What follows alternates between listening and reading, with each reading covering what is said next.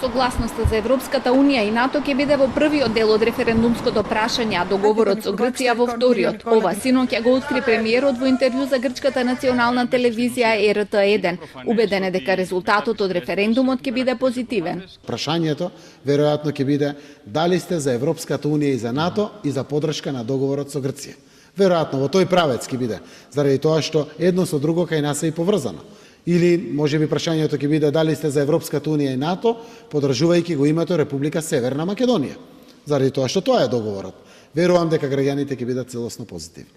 Премиерот во интервјуто лицитира со 3 датуми на кои би се одржал референдумот: 23 септември, 30 септември или 7 октомври. Вели дека резултатот од него ќе биде обврзувачки за сите, вклучително и за опозицијата. Опозицијскиот лидер пак е резервиран. По синокешното гостување на Телма изјави дека ќе почека пред да изгради јасен став, дали ќе го поддржат референдумот или ќе повикаат на бојкот.